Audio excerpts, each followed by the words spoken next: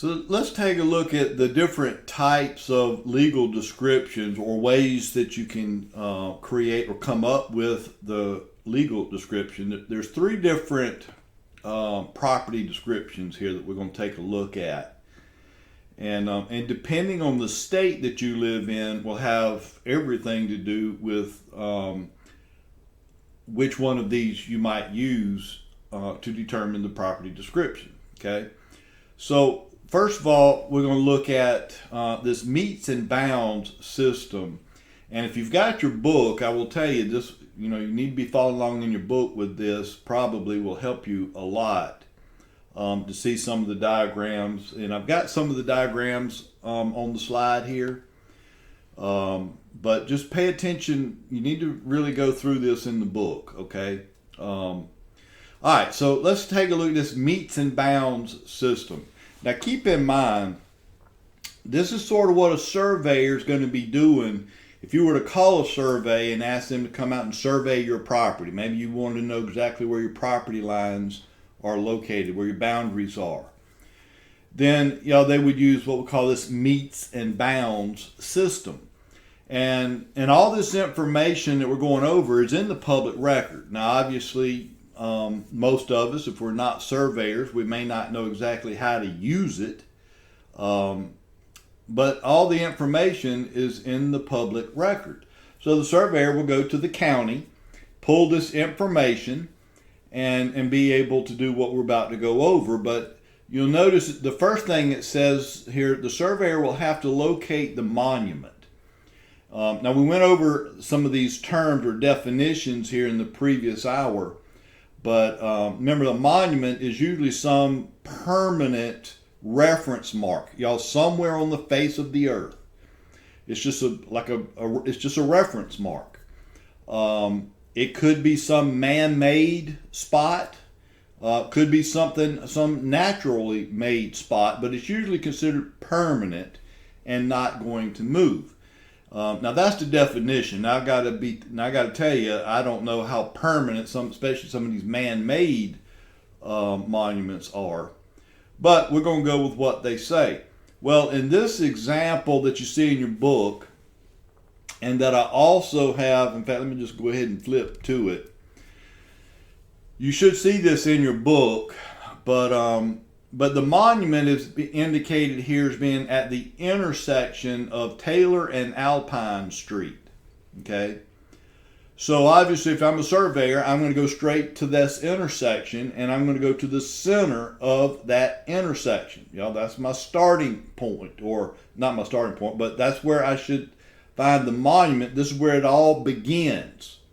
Now, from the monument, I can now locate the point of beginning. Now that is the starting point, right? The point of beginning. And it says in these instructions, once you get to the monument, you would head east down Taylor Street for 50 feet, and there you should find the point of beginning. Okay? So if I go 50 feet, what should I see? What am I looking for here to indicate this is the precise exact point of beginning? Well, it's usually just an iron rod. Wrought iron, they'll drive it into the ground. But more than likely, it's going to be below the surface of the ground. Obviously, you don't want an iron rod sticking up out of the ground. It's not good on toes if you step on it. Not good on a lawnmower if you run over it. It's not good at all to be sticking up, okay? So they'll usually drive it right on down below the surface, some 4 or 5, maybe 6 inches or something like that. So how do I know where this rod is? I've gone the 50 feet, so I know it should be right here somewhere. How am I going to know exactly where that iron rod is? Well, that's one of the reasons God made metal detectors, right? And go beep, beep, beep. There it is.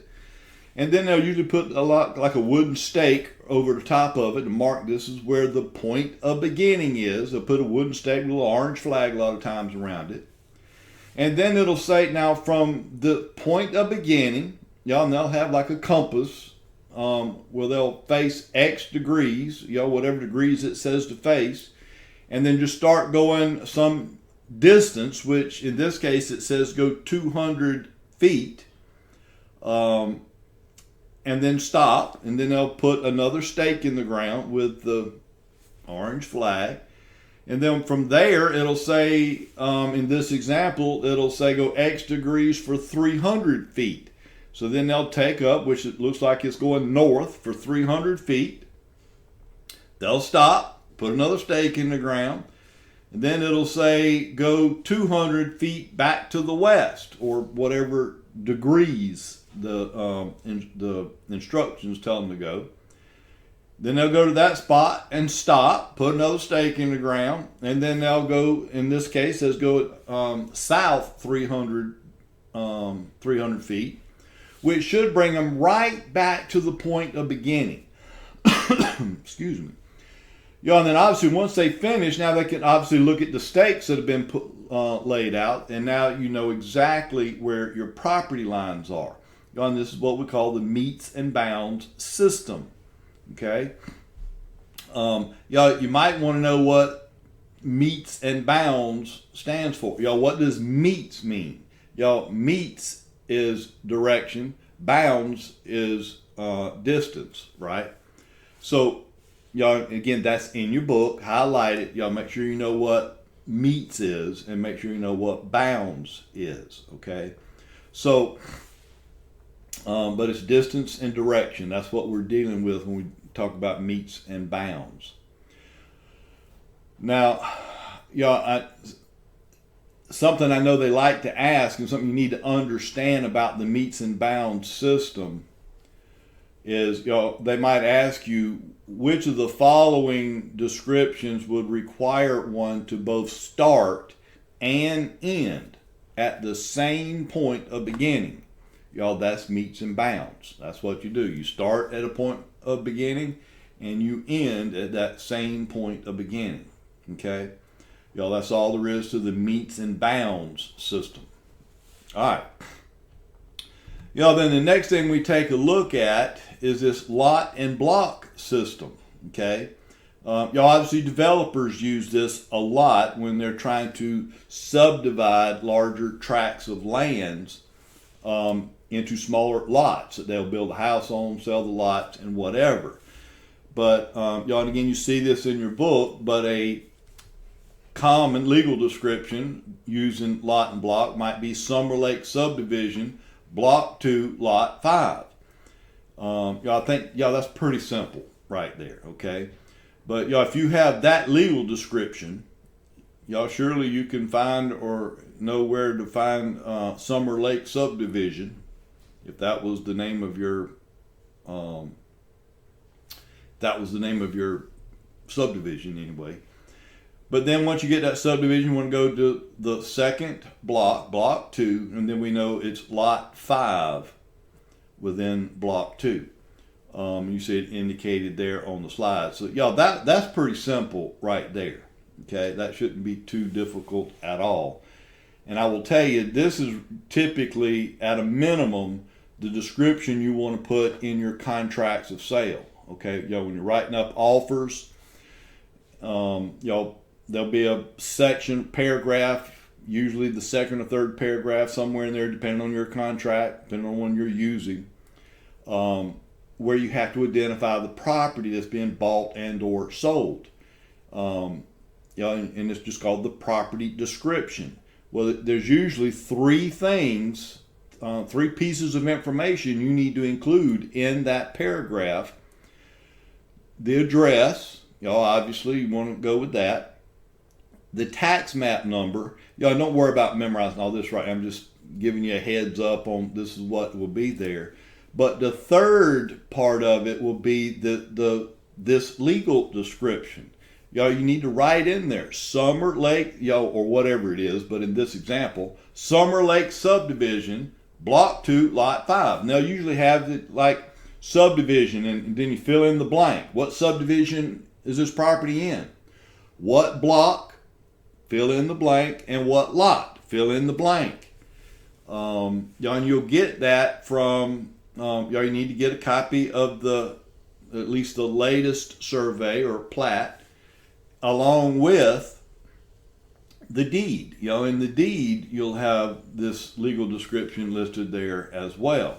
So you need to fill all this information in, or I'm telling you, you could run into problems if you leave this blank. Okay? All right. But then here comes this third form of property description. It's called the government rectangular system. And now, y'all, this one's a little, or it seems a little confusing, but it's really not that bad. Once we go over it, hopefully you'll understand it won't be too bad. All right, but let's take a look at it. Y'all, the first thing you need to understand about this system, and you need to make sure you remember this. This system, the government rectangular system, is not used in any of the original 13 colonies. Y'all, basically up and down the East Coast, okay? Y'all, we use meets and bounds on the East Coast. But when you start moving out west, y'all, they tend to rely more so on this government rectangular system. So again, depending on what state you're in, will determine whether you use government system, this government rectangular system, or the meets and bounds, okay? So you'll just need to find that out for yourself. But you need to understand all three of the ones that we're going over here. So, first of all, it says, and what you're looking at on this slide right now are basically some memory items. Y'all, these are things you need to memorize about the government rectangular system. You will get questions on this stuff, and I'm telling you, if you don't memorize these things, you're going to have a problem, because this is not information that will be provided in the question. You're supposed to already know it. For example, a township consists of 36 sections. Okay.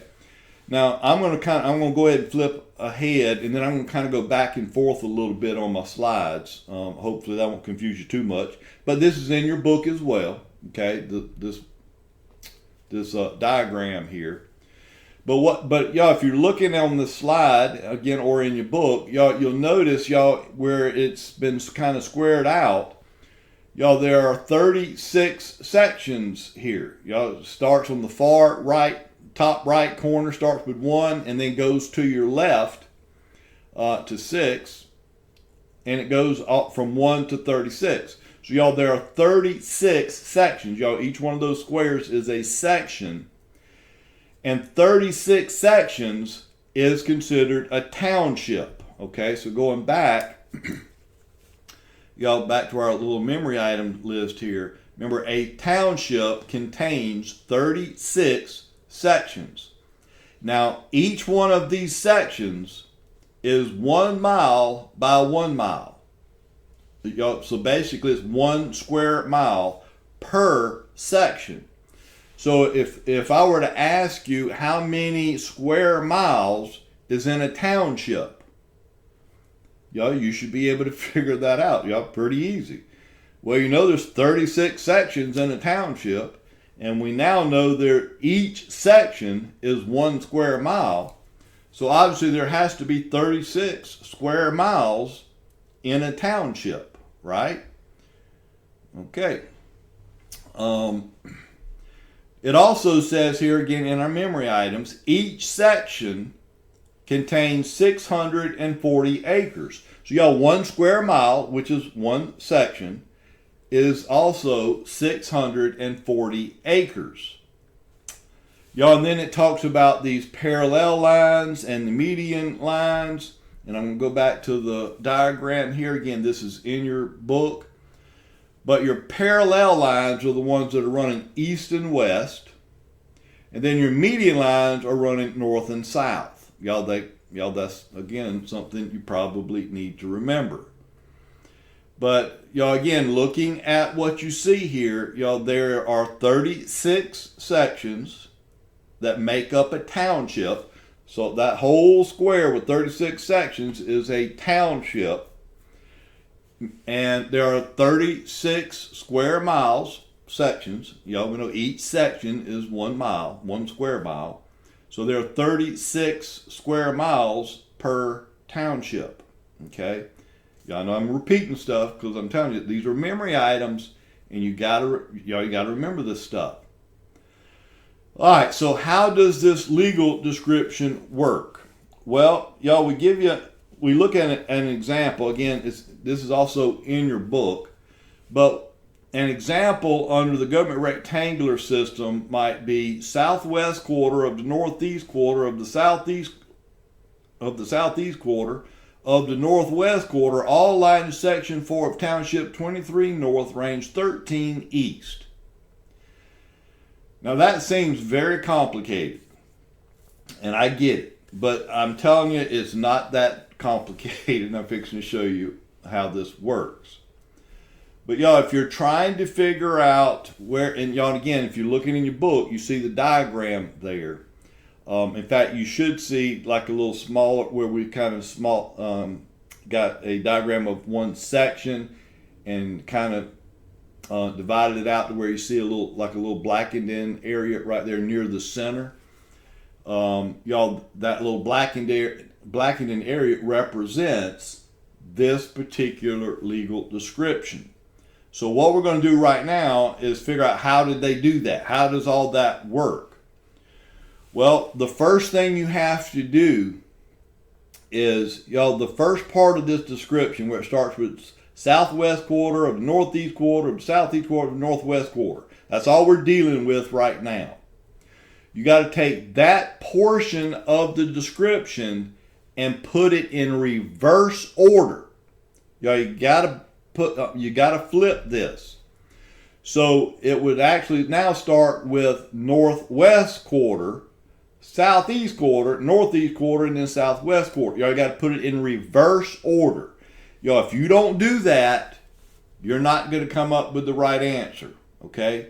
So that's the first thing we have to do, is put that portion of the description in reverse order. Don't forget that. Now, so here we have our section. Okay? This is one section, which is 640 acres or 1 square mile, right?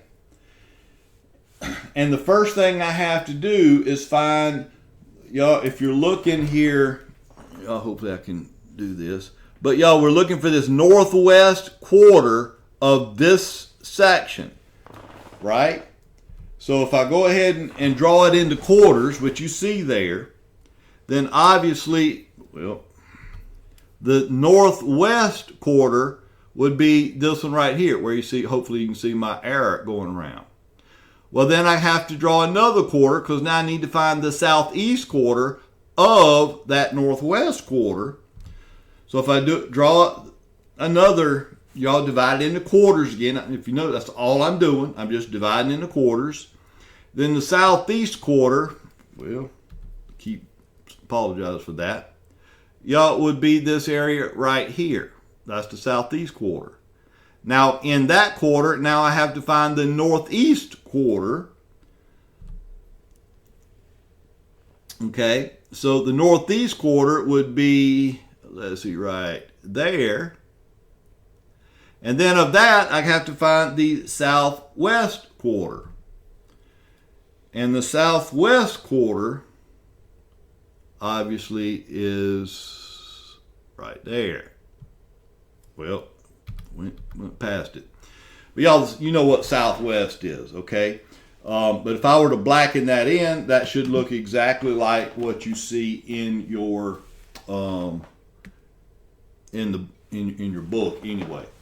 So y'all, that's all they've done is y'all, you just keep dividing that section into quarters. Just keep doing that until you go through each of the quarters they provide you. Y'all, that's all you're doing there. It looks more complicated than it really is. But all you're doing is dividing into quarters. Just keep doing it. All right. So, y'all, again, the key there, y'all, don't forget to put this information here, y'all, on the left-hand side that you see over here. Y'all, don't forget to put that in reverse order, or you're not going to come up with the right answer. Now, let me tell you something else they like to ask a lot, which, again, is very easy to answer. Again, but you got to know the memory items. But a question they might ask you is, they might give you this legal description and ask you how many acres are in this parcel of property. So how many acres would that be? Well, now we got to rely on our memory items. Okay, well, first of all, how many acres is in one section? One whole section. And if you recall, there are 640 acres, in one section. That's 1 square mile is also or equals 640 acres. Well, then all I have to do now is just multiply that by each of these quarters. So if I take the 640 times the northwest quarter, so basically 640 times a quarter, or 0.25, that would give me 160 acres, right? But I got more quarters, but now I got to do it by the southeast quarter, so I multiply it by 0.25 again, and that gives me 40 acres. Well, got to do it again for the northeast quarter. Now that gives me 10 acres. And then the last one, I got to do it again for the southwest quarter, and that gives me 2.5 acres. So the answer would be 2.5 acres would be in that particular parcel of property. Okay. Again, I know that government system, rectangular system, it just looks a little more complicated than it really is. It's not that complicated. But there are some memory items there. You've got to make sure you know. Because again, like for example here, if you don't know a section contains 640 acres, which they're not going to provide that information to you in the question, then you're not going to be able to figure out how many acres is in that parcel of land. So you got to make sure you know those memory items I listed there for you. Okay? So those are your legal property descriptions.